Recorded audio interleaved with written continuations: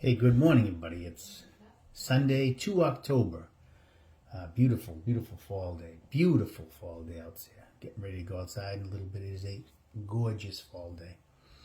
So, what I want to talk about a little today is something called leadership. What I think is a good leader.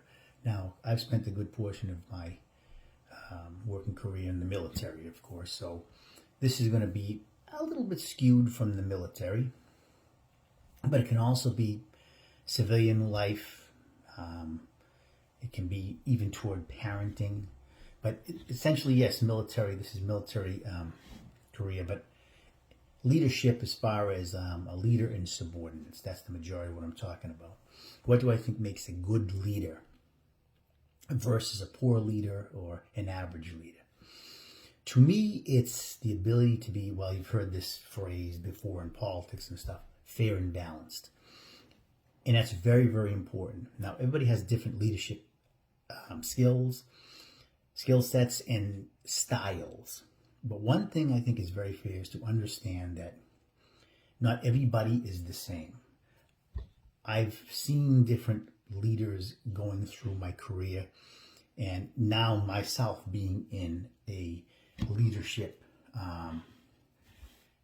rank and a leadership billets.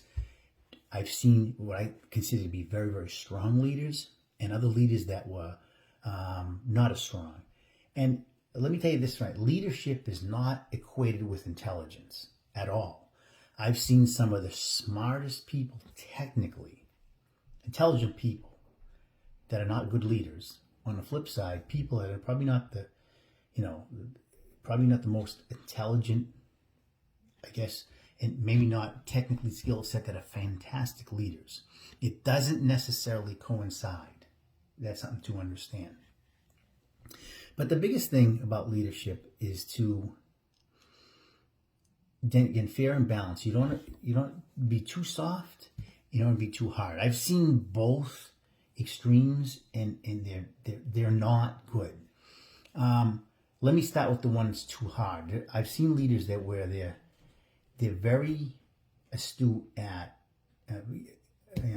admonishing people, punishment, and telling you what's wrong, because they feel that they don't have. You're supposed to do what's right.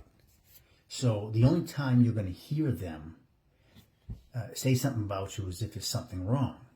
So it's always negative feedback, and again, their mindset is, well, you're expected to do what's right. So if you do, well, that's what you're expected to do. But if you do something wrong, I'm going to let you know that so you can go back and do right. I understand that, but here's the problem with that. Okay, people are not machines. Everybody's different, and one of the best ways to motivate a person is just to give them a pat on the back and say, "Hey, you're doing a good job." If it's always negativity, then it's like, batteries pushing apart. The subordinate under you, okay, the person you're leading, is going to get the mindset eventually that all you care about is what's wrong. You don't have any recognition, even though you may not say nothing. I'll give you an example of a person I still remember, and I don't know if he'll hear this or not. His way back when I was just a staff sergeant back then, and he was a master sergeant. We were full-time in Portsmouth. His name was Master Sergeant David Gravunda. And he great leader. He's now retired. And full-time, there was no officer full-time. It was a small petroleum unit. So he was the highest person full-time. There was like 6 of us full-time. But every time he would ask you to do something, he would ask you to give you a task, whatever. Of course, you have a choice. You do it, that's good. You don't do it, well, you're expected to do what you're told, especially in the military. But even though it would be a basic task that you knew how to do, when you finish it, he'd come up and say, "Thank you." He would give you this genuine, "Thank you very much." That's it. It seems like nothing, but I remember that.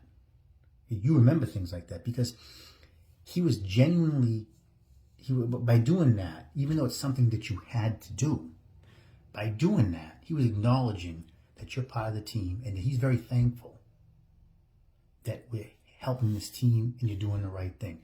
It goes a long way. I never forgot that. Okay? He would admonish you if you didn't do the right thing. Trust me, he would. But he would just as much, a simple thank you all the time. Hey, pop your head. I noticed you finished that inventory. Whatever. Thank you. Thank you very much. Good job. Whatever. And he'd do it to all the different people that were his subordinates. That goes a long way because he was very fair and balanced. Now, on the flip side, there are people that are too soft. That becomes a problem. They're nice guys or nice girls or whatever, and they want to, make sure everybody gets treated nicely and fairly. Problem is that's not always fair because if you're too soft, there are some people that's fine. They do the right thing. It won't bother them. But there are a good portion of subordinates that will take advantage of that.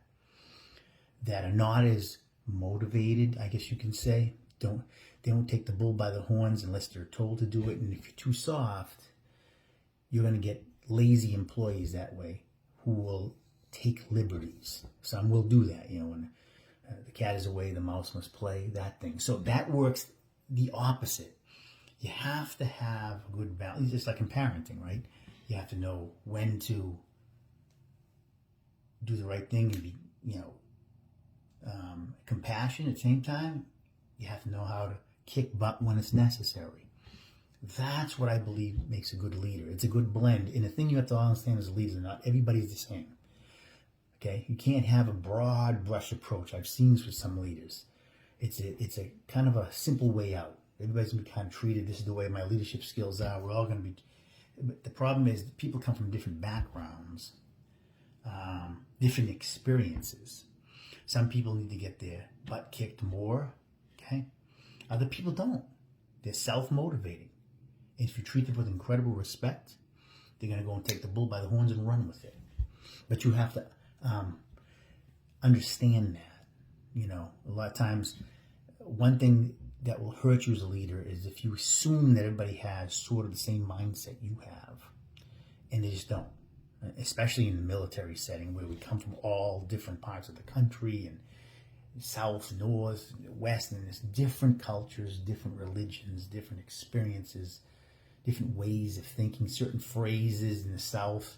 A lot of times in the south, for instance, when people use the word honey, baby, and all that, it's not done in an amorous or even sexual manner. That's just the way they talk to each other. You do that up north on a constant basis, and people look at you like you're, like something you want. Very different. And you have to understand that as a leader, that you have a melting pot of employees most of the time, especially in the military. It can be civilian too, but especially in the military. And you can't take a broad brush approach. You will fail if you do that, in my opinion. So that's my comment about leadership.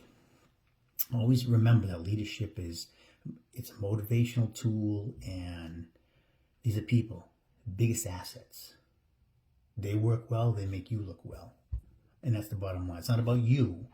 It's about motivating your employees and being able to be the best mentor to them. Okay? And they'll appreciate it. If you show you care, and I've seen this even civilians, different areas, civilian companies, if you show that you care, the majority of people will respond.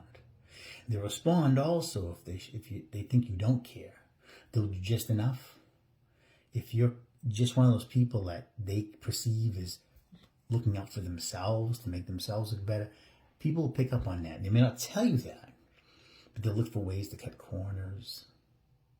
They'll look for ways to do just enough, sneaky behind your back. You don't want that. And the best way to do that is, like I said before, to be fair and balanced.